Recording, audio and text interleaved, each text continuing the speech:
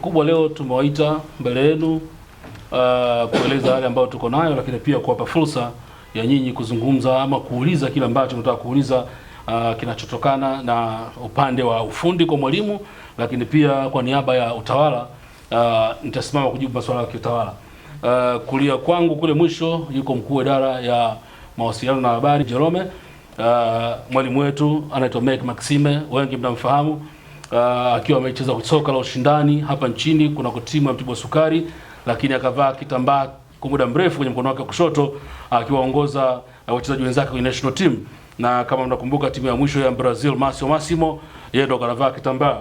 Pamoja na hayo amefundisha timu kadha wa kadha ambazo zinashiriki ligi ya soka Tanzania bara, lakini pia amefundisha taasisi nyingi za kuinua na kukuza vipaji, ikiwemo taasisi ya Kambiaso. Kwa hiyo hizi ni moja ama kati ya sifa ambazo zimetufanya sisi kama Mbeya City tuweze kuingia naye kandarasi ya miaka miwili kuitumikia timu yetu. Tulikuwa na mwalimu Malale 50, akakomea pale ambako alikomea. Kama tulivyosema tangu awali kwamba sisi safari hii tunataka kushika nafasi 6 za juu kwenye ligi ya soka Tanzania bara, nafasi ambazo ziko very marketable kwenye mpira duniani. Kwa hiyo hayo ndio malengo yetu, lakini safari yetu ikawa ya kusuasua kwa sababu tuko tunapita kwenye mapito ambayo klabu nyingi duniani zinapita, hususan barani Ulaya na Asia na maeneo mengine. Timu kubwa zimepita huko, lakini mara baada ya mapito hayo kuna na hatua nzuri zaidi.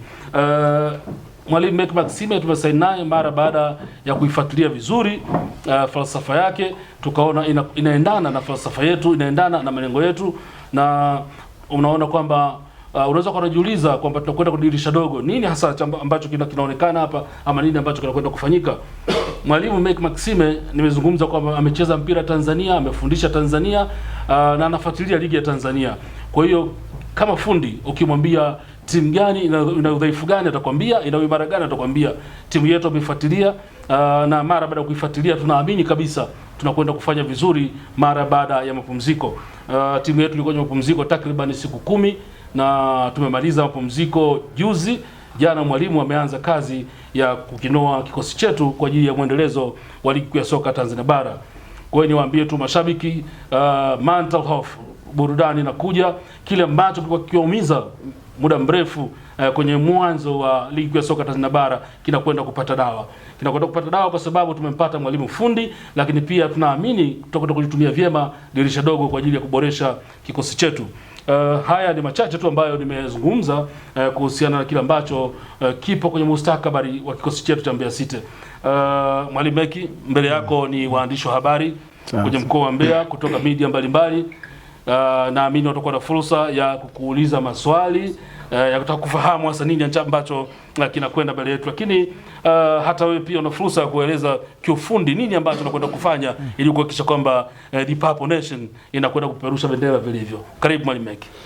Asante. Kwanza nipende kuwashukuru uongozi wa jiji la Mbeya wakiongozwa na mkurugenzi.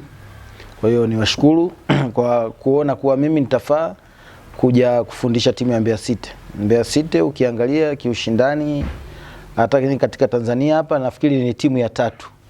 Ukiondoa Simba, Yanga, kwa mashabiki wengi inafuata Mbeya City.